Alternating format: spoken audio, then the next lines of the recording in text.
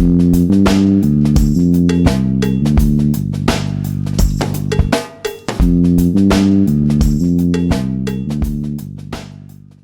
I don't mind. I know. don't Who care. cares? On the laptop. Oh, and there goes the computer. Okay, are you ready? I'm ready. I mean, we this is the intro. We started. Okay, welcome to the Inner Circle. It's the film podcast. Talk about movies, TV shows. Sometimes other things. I'm your Sometimes we take host. 3 minutes to give our initial I thoughts. am doing an intro. I am your host for now, managing editor Clayton Franklin. My guest, who are you?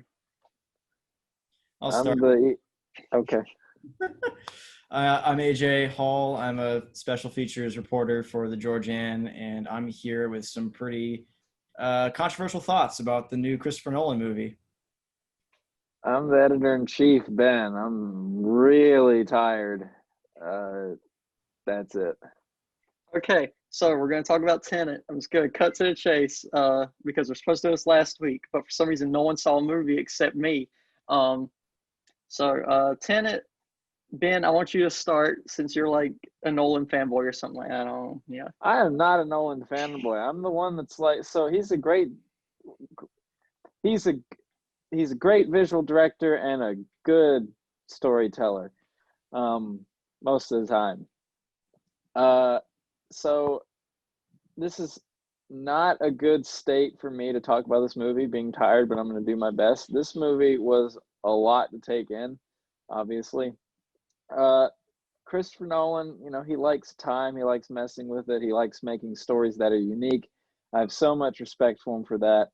And because of the complexity of this movie, I cannot give an honest opinion, a thorough, honest opinion of this movie until I see it a second time, because I do feel that my opinion of the first half may improve after a second viewing, now that I understand it, now that I've read the plot synopsis, because I swear the first 20 minutes of the movie went to like 6 different locations.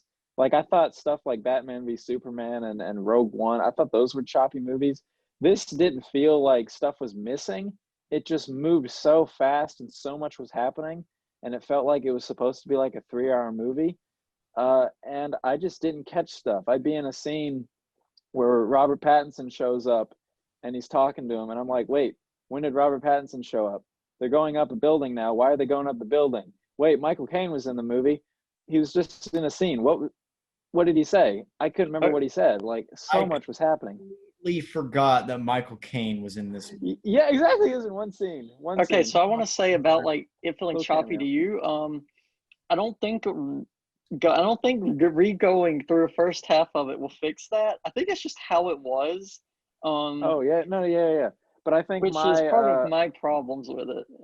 I think my lack of understanding of what was happening, I was too busy trying to catch up, and the movie had a nice feeling where it felt like shots were missing, little details were missing intentionally, that would come back in the second half of the movie, where it's like, oh, this is what was happening here. I was getting that vibe, but I was so busy trying to figure out what those things were. I feel like that I was missing on important plot points. Now, I'll put a comment on this video in like a week when I see it again, and I'll either validate what I'm saying or say, no, the movie's just still really confusing. We'll have to see. But as it stands right now with the first viewing, I don't know why it was confusing. It was just confusing.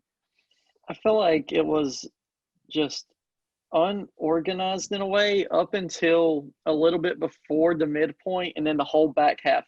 Like the first 30 to 40 minutes of the movie felt like it was just like a Cliff Notes version of a Christopher Nolan movie. But I didn't feel like that was the intentional thing he was going for. It just felt like, all right, so like we're going to go through the Nolan exposition. We're going to have the Nolan big action scene to open. We're going to have the Nolan, here's your main character.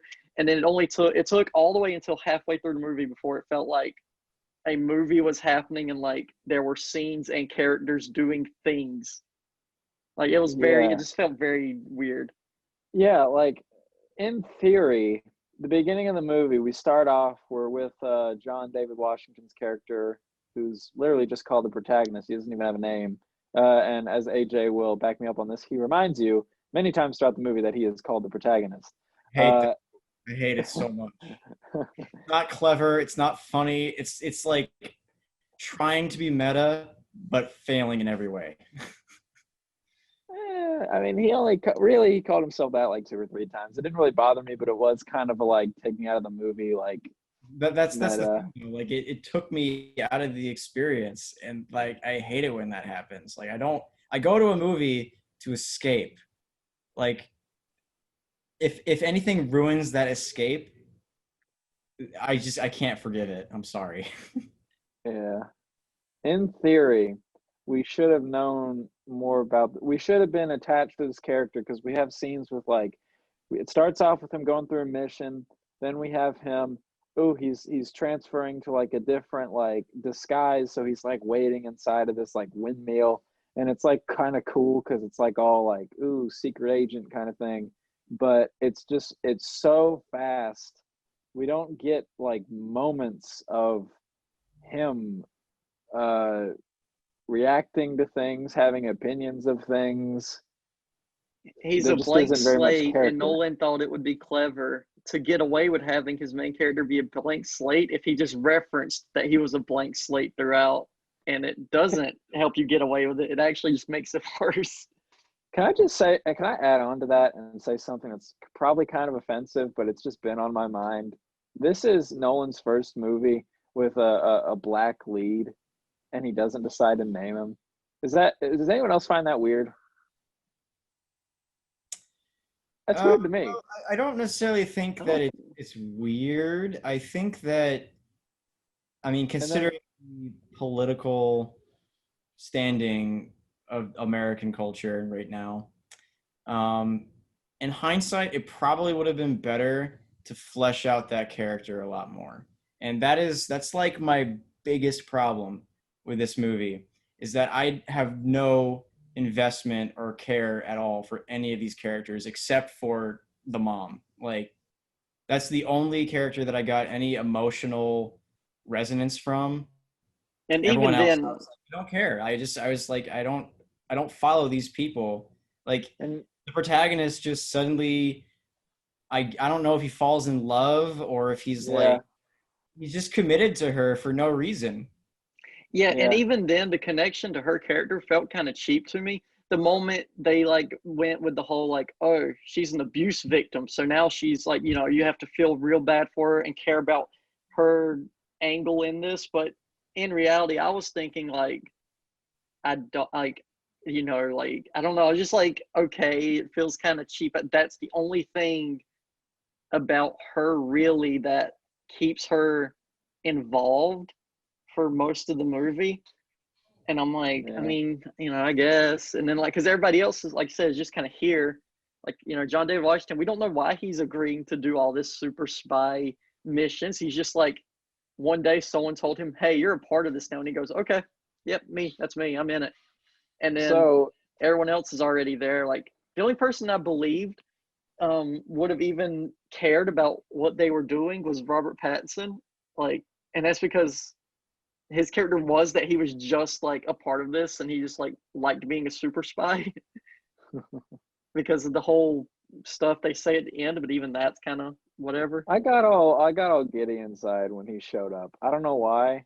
I already said this to AJ earlier, but he has, like, I just like his face. Like, I'm not gay, but like his presence on camera, like when he shows up, like ever since I saw Good Time and now The Lighthouse, when he shows up, it's just like, yeah, Robert Pattinson. It's charisma, presence. Yeah, has nothing to do with the way. I like that Robert Pattinson was in this movie just because I like Robert Pattinson. Like, he's really talented. He's been in a lot of great movies like Water for Elephants, Remember Me. He's Batman now. I'm really psyched about that. But and you're right that he does have a lot of charisma in this movie, and that makes me want to root for him because other than Kat, he's like the only other person that like has an aura around him that just like draws you in. Still doesn't save the movie for me because I found myself pretending I was watching The Batman when they were like doing the high-speed chase near the end, like I was pretending it was Pattinson as Batman, and then the protagonist as like Lucius Fox in the Batmobile, and then I was suddenly enjoying the movie again. I want to clarify too that yeah, I'm agreeing with AJ and shitting on the movie a lot, but I really enjoyed it. Like I liked it. It was a really good movie. It was just like it was good on the sense of like I felt like I was watching. I think I said this in like a little preview video I did last week. I was watching a special effects movie. I was sitting there like, wow, they just blew up a Boeing into a hangar. That's pretty cool. Like, oh wow, there's a whole theater full of people that they're having like gunfights in. That's kind of crazy. Like I was watching it just looking at set pieces and enjoying it and stuffing popcorn in my mouth, which is weird because normally a Nolan movie I'm doing that, but I'm also actually liking what's happening in the story with the characters. And this time none of the characters or story mattered to me one bit. I was just watching it because it was fun to watch. So it really makes me feel weird about the movie because I don't know if I should like it or not like it because I kind of didn't either way. It's very odd. That's another reason why I need to see it again is because I feel like I was left on a high note with the ending because like to some of I guess my positives of the movie, like the lack of characterization, it didn't really bore me. My distance, like Dunkirk doesn't have a lot of character to their characters, but it's still for most people a pretty involving movie. For this, it kind of worked for me. But that's kind of a teach their own kind of thing. For me, I just wasn't bored during the movie. I was invested in what was happening, even though the characters don't have much to them. But yeah, the second half was where I started like giggling like a little boy and like just enjoying it and being like, wow, this stuff is so cool.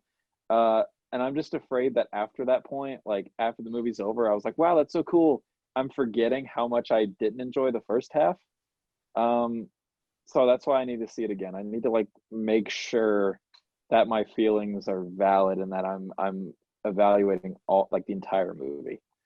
I don't really have like any desire to see this a second time because when I got home from the theater and I started like really digesting this movie, yes, the set pieces are amazing, cinematography is phenomenal, but the thing about Nolan movies is I kind of like expect that going in. Like I'm a huge fan of Interstellar. The Dark Knight trilogy is godly, but I kind of like compared it to how I felt watching Transformers 2 for the first time. Like what I'm looking at on screen is, visually enticing, but I have no connection to the story whatsoever. Uh-huh. Yeah, that's why like the moment I left the theater, I was feeling that. I left and I'm like, well, it was okay. Like that was the most that got out of me by the time I got to the end. The final scene with in fact, this is gonna be my excuse. Start a spoiler video. I love to throw on these videos right here. Okay, the final scene where Robert Pattinson is like, haha, it's now my time to reveal the twist, and he was like, yeah, no, I've been doing this forever. You recruited me and all that. That was the only interesting scene of the entire movie to me. But even then, it was like it's very cliche feeling. I'm like, yeah, of course. I was half expecting that from the very beginning, like when protagonist had his first run in with like a bullet going backwards. That's exactly what I was expecting, and it happened. But they were just delivering it so well. I'm like, that's what I want more of. And then it ended, and I'm like, okay, I guess the movie is cool. Yeah, I know he won't make a sequel to this movie, but if he did, I feel like that would be just I want to say cool because now we've got all the exposition out of the way. Now we can delve into like more of what we got in the second half and maybe some more like time for character, but that's like obviously a big claim that if we get a sequel announced, that probably won't happen. But yeah. Have you guys I think I told AJ this. The theory that Robert Pattinson is the son of the Russian dude Clayton. Have you heard about that? Nope, I have not heard anything about Tenet since I watched it. It came and it went. His Robert Pattinson's character's name is Neil, and the son's character's name is Maximilian, and the last four letters backwards is Neil. So I think that was obviously yeah. It doesn't really add anything. It's just kind of cool. I mean, Like, I like that fan theory. I do. I think it's interesting and it opens a lot of cool doors. But the it doesn't add unfortunate anything. thing is that they don't explore any of Yeah, those possibilities. Like you were talking yeah. about the ending and the twist with Robert Pattinson. The dialogue is good, the acting is good, but to me, I didn't see that coming at all. I'm glad you did, but I didn't. And when he finally was like talking to the protagonist and telling him like what their relationship really is, it came across to me as like, oh, by the way, this is the twist. See you later. Yeah. And I was like, wait, what? There Yeah, was that's how it no felt. foreshadowing to that at all. I liked the note that it ended on because we got like little hints that they had known each other for a while, and then it was kind of like intentionally unsatisfying that as soon as the main character finds out, they don't get to see each other ever again. But I know what you're saying though. It was like at the very end a cool twist that's not explored. Um, I don't. I mean, that works for me.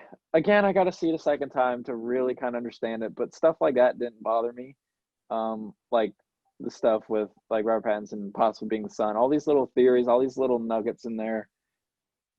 I didn't feel that anything needed to be explored more, except the characters themselves, maybe the protagonist connection or feelings for the wife, stuff like that. It, But I eh, thought of a way that you could get me in the theater a second time, just to see the Dune teaser before the movie Mm. starts.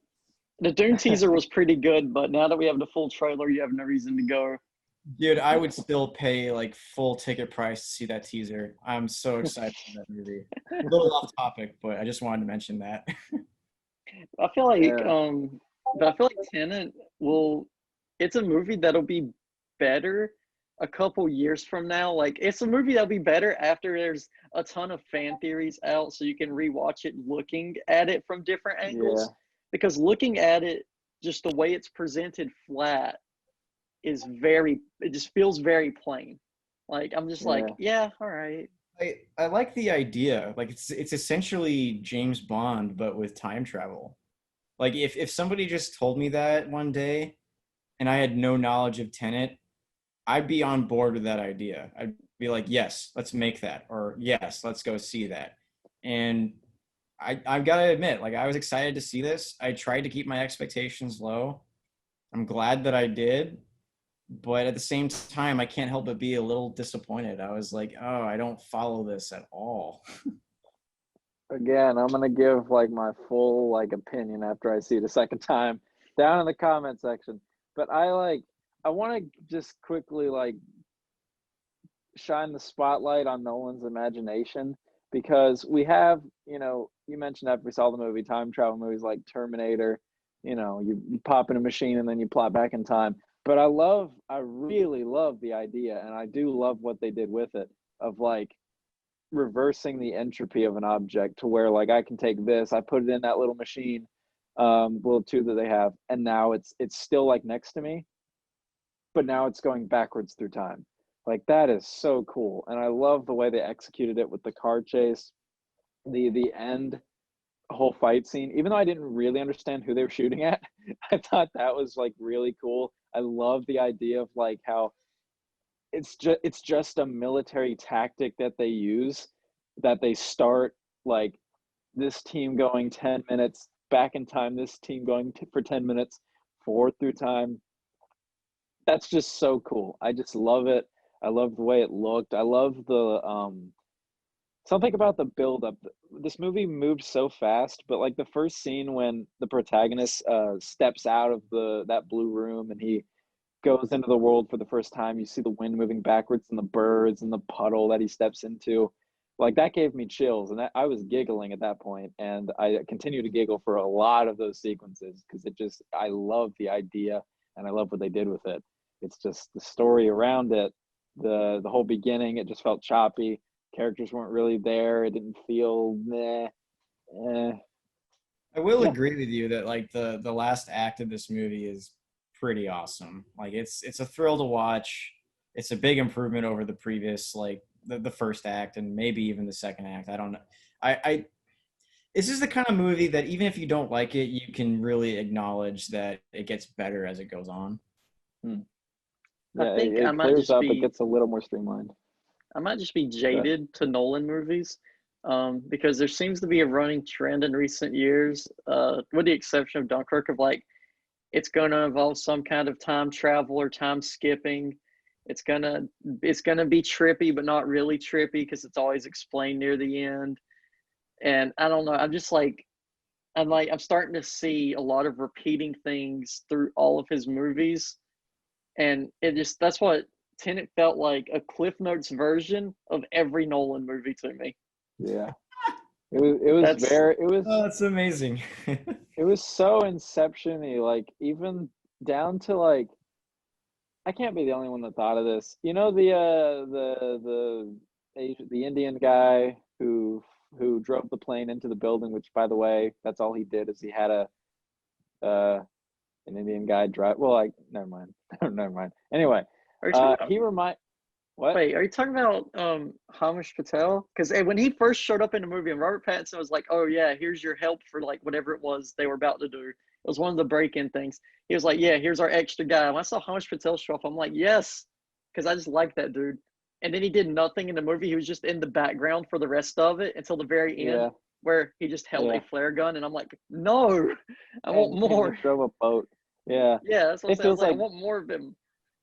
but he seemed like a carbon copy of the Indian guy from Inception that drove the van. If you know who I'm talking about. Are you going to accuse me of being racist? Because I'm not. His role and Whoa. Wait, no one said that. his you know what I mean? Like it just seemed like okay, so we're gonna make Inception, but with time travel instead. We need an Indian guy that doesn't have that many lines and has one role. In this movie, he drives a plane. In Inception, he drove a van. Like I don't know. It just felt and then Robert Pattinson's character felt like Tom Hardy's character from Inception, sort of. And then I feel like Christopher Nolan and Gareth Edwards should compare notes about how not to write interesting characters. Yeah, probably. yeah, yeah. I can't wait to watch Dune with like, made by a director that'll like, where it's like all slow and there's characters You mean a and director where scenes. all of his movies feel different and they're not at a point in his career where everything he's making is starting to bleed together Hey, into the same hey, thing? I can tell when I'm watching a Denis film, and the same goes for Christopher Nolan. Okay, you can tell Tenet is a Nolan movie, obviously, but I think there Yeah, is a because it lot has it. about it. Tenet has, this is like, I'm getting into like my like the Yeah, final overall. Tenet has all of the worst qualities from every Nolan movie and some of the best, but I don't think that helps it enough to a point where the good stuff outweighs the Nolanisms that are just all in it and make it feel like Percent. I'm just sitting like, just like, okay, okay. Oh, it ended. Okay. I gotta see it again. I gotta see it again because I want to like give my rebuttal. But like I remember sitting. There was a good period of time in that first act where I was just sitting there thinking, I don't like this. Like it was like a period of time. I think it was like 30 minutes had gone by and it was just choppy and moving too fast. At some point after that, I was like, I don't really like this. And then it started picking up a little bit and I was like, okay, I'm kind of back on board. But there was a point in the movie where I was like, I don't like this. Um, but yeah, right now, if I could rate it, um, I can't. Like I actually can't. I really can't. I have no idea what my final thoughts on this movie are. So There's one more thought that I want to throw in, and it's centered around this movie's villain. Now, boring. yes, but I want to bring something up about Kenneth Branagh. He's kind of hit or miss for me in whatever he does, be it acting, writing, directing, producing. But his character in this movie is literally copied and pasted from a worse movie called Jack Ryan Shadow Recruit. I forgot all about that. he plays the exact same Russian bad guy in that movie that he does in this one, and I just couldn't ignore it. I was like, how did this happen in a Christopher Nolan movie? How? I forgot that existed. You're 100% Right? right. Oh my god. I mean, maybe Nolan wrote it for him because he was in Dunkirk, so maybe he just kind of wanted to cast his friend, and they were like, "Hey, let's make him Russian." Did Russia ever come into play aside from like a throwaway line where he found something in Russia? Did the fact That he was wasn't a Russian throwaway play line. That into was it? his backstory. His backstory was he found a thing, It but was did a it have to be in flashback. Russia? Did he have to be in Russia? I think it's the reason it was Russian is because that's very topical for the villain who's trying to nuke the world to be Russian. I forgot it was a flashback. There were flashback scenes. Yeah. I forgot about those. Those were so quick. I forgot those happened.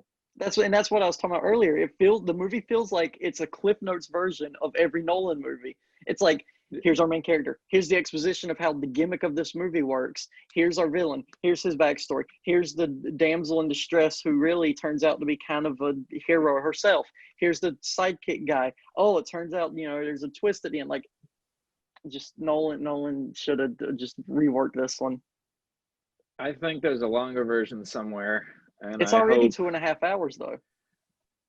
Yeah, I went on a big rant in our film club chat where it was like, what is with all these movies that they make and then they have to cut them down and they feel choppy in theaters? Stop writing scripts that are like 200 pages. Seriously. Why do they think the Batman v Super? Why did Zack Snyder and whoever made Rogue One, whoever made Rise of Skywalker, whatever his name was, like, why did they make movies or write movies that are like, of course, no shit, you're going to have to cut it down. So I hate the trend of movies the past couple years being 2.5 hours or more when they really don't need to be. Yeah. But saying that, we 100% are reviewing the 4 hours Zack Snyder's Justice League. 4 hours? Yeah, it's 4 hours. Oh yeah. What? It's 4 1 hour things, right? Oh, they're releasing it. Okay, this is way off topic. They're releasing it in 2 ways, where you can watch it in 4 1-hour blocks, like episodes, and then there's going to be another cut that is just one giant 4-hour movie. See, I do want to see it because I actually saw Justice League, and I'm just really curious, like, because of all the people complaining about that movie. Supposedly, it's a completely different movie. Like the plot and everything is completely different. I'm just curious what shots specifically, like what made it into the Justice League theatrical cut. I'm just really curious as a filmmaker how much of Snyder actually made it through. Because, but they did not much, which I believe, but they still put his name on. Like, Zack Snyder directed the theatrical version of Justice League. They put his name on. So I'm just really curious with like how much did they fuck him over? Like, how much? A lot. But anyway, that's yeah. And that's basically my Tenet review. Around the same time I watched Tenet, I saw a trailer for Zack Snyder's Justice League, and that got me more excited and interested than it turns out Tenet did, which really upset me. God. What? The Justice League trailer looks terrible. Are you kidding me? What? The trailer's good. No, the movie might not be, but the trailer's great. Because it's a good song, and then they put a bunch of unrelated shots together, and honestly, the CGI looks terrible. That's what a teaser is. Here's my opinion on the Snyder Cut. Okay. Oh God. Since we're talking about this now. Yeah. No, this is the new topic. This is just gonna be the last half of the video. Okay. 2.5 hour long movies. That was a trend that started with Marvel. And if it's a good story, I don't necessarily have a problem with it.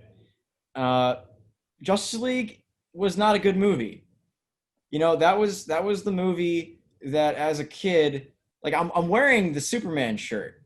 Like as a child, there was one movie, like if I could have one movie that could be made, it would have been the Justice League movie. And then I saw it as an adult, and that experience was like getting hit face first by a bus. Like I can't describe how disappointed I was with that entire experience. And now that we're finally getting a chance to see the original vision of Zack Snyder and the possibility of a decent Justice League movie, I'm on board for the 4-hour cut. Like, that's going to be strenuous, but I'm ready. Like, let's do it. Yeah, I understand, like, because you've been a fan of it, you would want to watch that. Like, I didn't have a problem with. No, that's not true. If it was like a Star Wars movie where all the stuff in Star Wars was the kind of Star Wars I like if there was a 4-hour cut of Solo, it obviously probably wouldn't. It would be a much worse movie, but I'd still watch it because I like it and I would enjoy it. But Justice League, holy fucking shit! Anyway. So yeah, my Tenet. If I'm gonna put a number on it, I would say Tenet's like 6.5 for me. Forward and backwards. 6.5. That's higher than I thought it'd be. Snyder Cut. My excitement level's at about an 8 or a 9. Oh my goodness. Okay. Like I said, I can't rate Tenet until I see it. I'll put a comment below in like a week or two that'll say my what? That, are you saying I won't like it, or are you saying you don't like my method? You'll realize how pointless the first 30 minutes were in general. Apart from the one thing with the gun and the bullet and the backpack, the rest of that first 30 minutes. I'm not saying I won't. I hope I like it. But I just don't know. My excitement level to see Tenet again, I would say, is about a 7, just because I'm very intrigued to see it again. Mainly because I'm curious if I like it or not, but also there are parts of the movie I'm very excited to watch again in theaters. And then my excitement for the Snyder Cut is like a 3. I don't know. 2 probably. You got to factor in too. This is like the first time in pretty much Hollywood history they've let a man have that much money to redo a movie that he was trying to make in the first place. Like, this is the first time ever a studio has 100% backed down after making a bunch of stupid interference that ruined a project. This is the first time they've ever backed down and given him more money and said, "We're sorry, finish what you were trying to do years ago." That's part of my interest, is like, so big moment for entertainment. So if I support this, then we might see that happen again for, let's say, other franchises. It's supporting creators' visions. Sadly, some other unnamed franchises are too dead. They're too dead in the water for that to even matter anymore. But with DC, there is a good chance of them fixing this, which is why I'm interested in it. AJ, what's your thoughts on some other unnamed dead franchises that can't be salvaged? It is not dead. It is pretty fucking... So I'll keep this brief. First of all, I'm going to say my rating for Tenet is honestly going to be a 4. Like, the visuals bring it up from a 3. So the story on its own is like a 3 to me. Okay. But overall, the whole experience was a 4. My excitement for the Snyder Cut, I'm going to give that a 7. Because, like, I explained it. Like, I'm ready. I'm ready for superheroes that are not Marvel. Yeah, I'm ready to see the real Batman, like the real Ben Affleck Batman, come back. Not that weird quippy thing that was in. I'm excited for that. Yeah, I'm ready for that.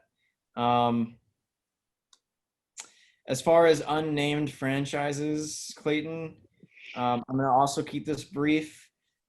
Gonna have a funeral for him. Water, but I still hope for the best. Like, if they release more movies, I think it's on life support. It's on life support, and somebody just has to go unplug the machine at this point. I don't see. I want them to like leave it in its comatose state for a few years and hope it wakes up. But I don't think it's ever gonna wake up. We'll see. We'll see. I like this unnamed franchise more than most people, but I'm sick of weird opinions for someone that likes it so much. But that's not what we're talking about. Okay, that's a whole different discussion. Are you gonna put Snyder Cut in the title somewhere? Oh yeah, no, that's half the title.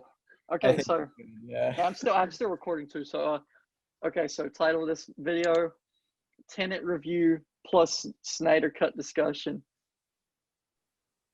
I might reference a dead unnamed franchise in like my description somewhere. Who knows? Rest in peace. It's not dead. We have that one thing that's pretty good, right? You know, it's like looking at the Terminator things. I'm just like, just let it die. It's already dead. Quit dragging its corpse around. But I don't want. I do want to talk about how one certain unnamed franchise made a big announcement about a forthcoming project that probably everyone that I know about in life is like hyped for. I know this. John Boyega comes out and is like, "Yeah, Disney screwed me." I am familiar with this new project announced by this whatever what we said was, and it is being directed by my favorite director from the other thing that's currently out. That is good. So I'm very, very excited for that unnamed project forthcoming from this unnamed franchise. Well, I don't know what you're talking about. So this is where we're going to end it. That was Inner Circle. That was our Tenet review. 2 people didn't like it. 1 doesn't even know. That's about how I think most people feel about the movie. Weren't you kind of indifferent at the beginning of this review? Well, yes. Okay. I was okay. So I was kind of in the middle about Tenet. But the more days that have gone by since I've seen it and thought about it, and the more time during our discussion years went by, I'm going further. Like I started here. When I saw the movie, it went here, and then afterwards it went back to here, and now we're kind of going down. So okay. The longer this goes, the further down we're headed. So this is where we're going to call it. If y'all were okay with that. Yeah. Have any more for them? I've kind of said all I have. I want to review Mandalorian season 2 at some point. I don't even know what that is. So that was the Inner Circle. Hope you enjoyed watching. Now roll the end titles.